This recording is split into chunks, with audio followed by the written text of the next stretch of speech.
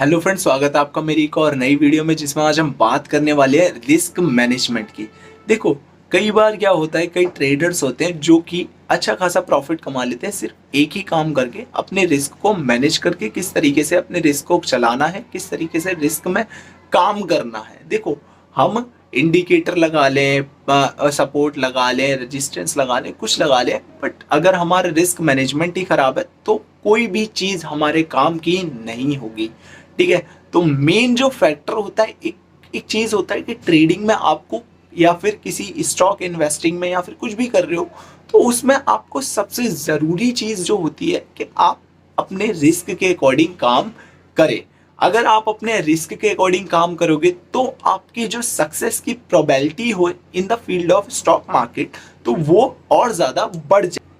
तो आप भी ये चीज सीखना चाहते तो बने रहे हमारे साथ इस वीडियो में, और आज हम आपको ये चीज बताएंगे कि कई लोग जो होते हैं कैसे कर लेते हैं कि अपना छोटे से रिस्क को मैनेज करके और बड़े प्रॉफिट्स पे हाथ मार। तो चलिए शुरू करते हैं आज की वीडियो को और आपको बताते हैं कि अपने रिस्क को मैनेज कैसे किया जाता है। ठीक है। इसके साथ साथ मैं कुछ पॉइंट्स भी बताऊंगा जो आपकी हेल्प करेंगे आपकी जर्नी के अंदर, या फिर अगर आप बिगनर्स हैं तो उसके अंदर भी आपको बहुत हेल्प करने वाले हैं। तो चलिए स्टार्ट करते हैं। देखिए, हमारा जो टॉपिक है इन रिस्क मैनेजमेंट का, ये हम स्टार्ट करते हैं। देखो, रिस्क को हम मैनेज करते हैं always the risk reward ratio के साथ।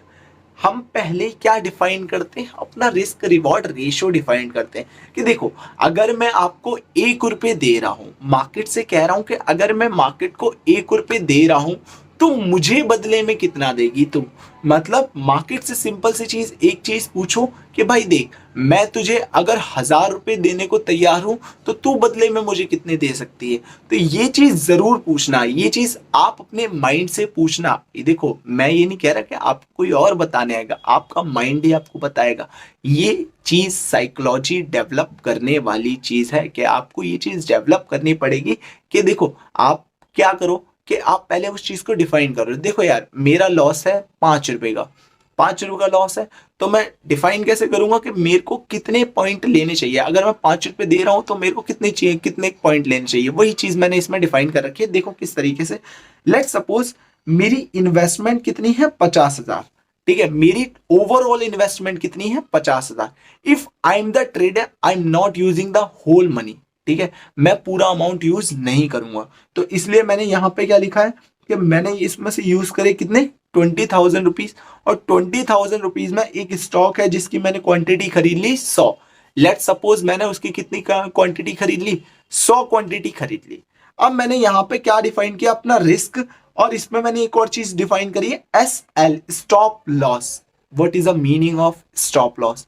देखो, स्टॉप लॉस एक ऐसा पॉइंट है कि यहां पे अगर मार्केट आ गई, मतलब इसमें मैंने डिफाइन करे है ना ये 5 रुपए, तो अगर ये मेरे 5 रुपए चले गए तो मुझे उसके बाद वेट नहीं करना उस स्टॉक के अंदर, सीधा एग्जिट होना है। मुझे वेट बिल्कुल भी नहीं करना उस स्टॉक के अंदर, सीधा का सीधा अपनी पोजीशन को एग्जिट करना है, ना कि वेट करके अपने लॉस को बढ़ते हुए देखना है। ठीक है, इतनी चीज क्लियर हो गई। आई होप आपको क्लियर हो गई ये चीज कि कभी भी विदाउट स्टॉप लॉस, मतलब विदाउट एसएल वर्क नहीं करना, अपने रिस्क को ऑलवेज मैनेज करके चलना है। मतलब यहां पे मैंने क्या रखा, 20,000 रुपए में मुझे 100 क्वांटिटी मिली, 100 क्वांटिटी में मैं 5 रुपए देने को तैयार हूं। मान लो HDFC का कोई शेयर है, लेट सपोज उसकी वैल्यू चल रही है, उसकी वैल्यू चल रही है 1,200 रुपए। ठीक है, मैंने मान लिया उसकी वैल्यू चल रही है 1,200 रुपए। अगर मैंने कहा कि मेरे को 100 क्वांटिटी मिल गई और मैंने कहा कि मेरे को 5 रुपए का लॉस हो जाएगा तो मैं एग्जिट हो जाऊंगा। मान लो अब 1,200 रुपए से 1,200 रुपए से स्टॉक गिर के 1,195 पे आ गया, मतलब 1,195 पे आ गया, तो मैं क्या कर जाऊंगा, मैं वेट नहीं करूंगा एक सेकंड भी, उसमें से क्या हो जाऊंगा, एग्जिट हो जाऊंगा। देन मेरे को रिवॉर्ड कितना लेना है, यहां पे मैंने रिस्क रेशियो रखा है, अपना रिस्क रिवॉर्ड रेशियो रखा है जो है 1:3 का। क्या, कितने का रखा है, 1:3 का। इस जगह पे मेरा रिस्क रिवॉर्ड रेशियो रहेगा 1:3 का। तो देखो मैंने यहां पे क्या किया, मैंने डिफाइन कर दिया कि देख, अगर 1200 का स्टॉक है, अगर 1215 चला गया, मतलब 15 रुपए मुझे दे दिए, तो मैं उसमें से एग्जिट हो जाऊंगा। सिंपल सी चीज, आई होप आपको ये चीज समझ आएगी कि 5 रुपए का लॉस और एसएल भी मेरा 5 रुपए का, ठीक है, और 15 रुपए का रिवॉर्ड, मतलब 5 रुपए दे रहा हूं तो मैं 15 रुपए लूंगा। क्लियर है इतनी चीज। अगली चीज, कई लोग होते हैं कि यार रिस्क रिवॉर्ड पॉइंट्स में डिफाइन नहीं करते। ये तो मैंने कह दिया यार 5 रुपए स्टॉक बढ़ जाएगा, मतलब 5 पॉइंट से बढ़ जाएगा स्टॉक, 1200 से 1205 हो जाएगा, या फिर 1195 हो जाएगा, या फिर 1215 हो जाएगा, मतलब ये एक पॉइंट डिफाइन हो रहे हैं। बट कुछ लोग होते हैं जो कहते हैं यार 20,000 रुपए में मेरे 500 रुपए चले गए तो वहां मैं एग्जिट कर जाऊंगा। तो वो चीज है यहाँ पे कि 20,000 रुपए मैंने लगाए, 100 क्वांटिटी आ गई, मैंने डिफाइन कर दिया कि देख भाई सिंपल सी चीज है, अगर मेरे 500 रुपए गए या फिर 600 रुपए गए, मान लो मैंने मैक्स टू मैक्स कहा कि यार 500 से 500 रुपए गए या फिर मेरे 600 रुपए गए, मैक्स टू मैक्स मैं लॉस लूंगा तो लूंगा 600 रुपए का। ठीक है, इसने क्या कहा कि मैक्स टू मैक्स लॉस अगर मैं लूंगा तो वो लूंगा मैं 600 रुपए का। तो इसने क्या करा, 600 रुपए के लॉस को लेते हुए अब प्रॉफिट कितना देखा, कहा 1,000 रुपए दे दो या फिर 1500 रुपए दे दो। मतलब अगर इसे 1,000 या फिर 1500 का प्रॉफिट हो गया, मतलब अगर उसको बीच में भी होता है 1500 तक का प्रॉफिट होता है, मैक्स टू मैक्स वो कह रहा है मैं 1500 प्रॉफिट लूंगा, तो वो अगर 1500 प्रॉफिट हो जाता है उसे तो वो एग्जिट कर जाएगा। ठीक है, तो यही है कि अगर 500 रुपए वो दे रहा है तो 1,000 रुपए लेने की क्षमता वो रखता है। ठीक है, अगर 600 रुपए दे रहा है तो वही वो 1500 रुपए लेने की क्षमता रखेगा, उसकी इच्छा होगी कि इतना तो लेके जाऊं।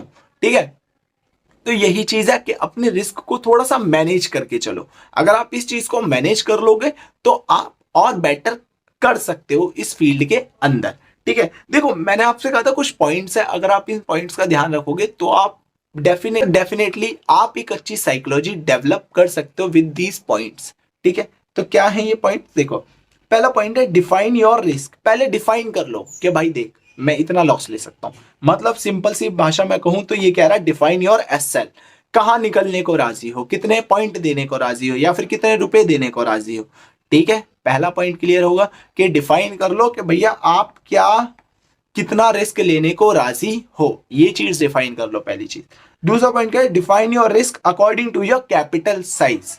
देखो कई बार होता है कुछ लोग कहते हैं यार देख मैं अपनी कैपिटल का ना 10% रिस्क लेने को राजी हूं और बदले में मैं एक्सपेक्टेशन रखता हूं कि मेरे को 15% मिल जाए। कई लोग ऐसे भी होते हैं कि वो कैपिटल साइज के अकॉर्डिंग रिस्क लेते हैं, मतलब 2% का रिस्क कह दिया कि भाई देख 20,000 रुपए लगा रहा हूं, 2% का रिस्क लूंगा, तो कितने का रिस्क ले रहा है वो 400 रुपए का रिस्क ले रहा है। ठीक है, और मैं कितने कितने मतलब अगर मैं 2% का रिस्क ले रहा हूं तो मैं 5% रिवॉर्ड लूंगा, तो मतलब वो कितने रिस्क कितना रिवॉर्ड लेने को राजी है, 1,000 रुपए रिवॉर्ड लेने को राजी है। क्लियर है इतनी चीज। तो अपने कैपिटल साइज के अकॉर्डिंग भी आप अपने रिस्क को डिफाइन कर सकते हो।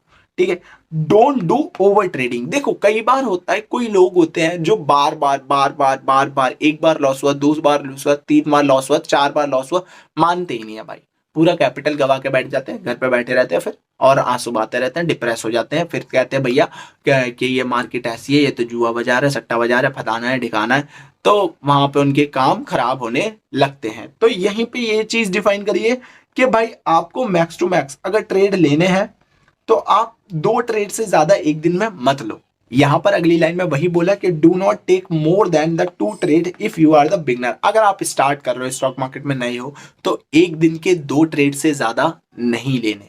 ठीक है, तो आप क्या करोगे, सिर्फ एक दिन के 2 ट्रेड लोगे, उससे मैक्सिमम नहीं जाने। ठीक है, क्यों, अगर उन दोनों में अगर आपको लॉस हो रहा है तो आप हट जाइए, पीछे हट जाइए, खत्म कर दीजिए, उस दिन आपको कुछ करना ही नहीं है। अगर प्रॉफिट भी हो गया, एक ट्रेड में प्रॉफिट हो गया, एक ट्रेड में लॉस हो गया, इट इज इनफ। अगर दोनों ट्रेड में प्रॉफिट हो गया भाई घर बैठ जाओ, वो प्रॉफिट अगर तुम ज्यादा कुछ करोगे तो वो प्रॉफिट दे के ही जाओगे, लेके नहीं जाओगे, दे के ही जाओगे। ठीक है, तो इसलिए क्या है कि अपने आप को, अपने मेंटेलिटी को, अपने माइंड को मैनेज करो या फिर अपने माइंड को पढ़ाओ, बार बार कहो नहीं करना नहीं करना, या फिर अपने माइंड को बार बार रिकॉल करो कि यार ये चीज मेरे को नहीं करनी, ये काम नहीं करने। क्योंकि अगर आपका माइंड रिकॉल होता रहेगा ना तो आप उस चीज से थोड़ा पीछे हटने लगोगे, अपने आप ही पीछे हटने लगोगे कि नहीं यार मेरे को ये काम करना ही नहीं है इस जगह पे। तो वही चीज करनी है आपको, अपने माइंड को बार बार रिकॉल करना है। कि आई होप आपको ये चीज क्लियर होगी और आई होप आपको ये वीडियो भी पसंद आई होगी। अगर आपको ये वीडियो पसंद आई हो तो लाइक दिए बिना ना जाए और चैनल को सब्सक्राइब जरूर कर लें और बेल आइकन को भी दबा लें ताकि आपको आगे आने वाली वीडियोस के नोटिफिकेशंस भी मिलते रहें। तो चलिए मिलते हैं आपसे एक और नई वीडियो में नए टॉपिक के साथ।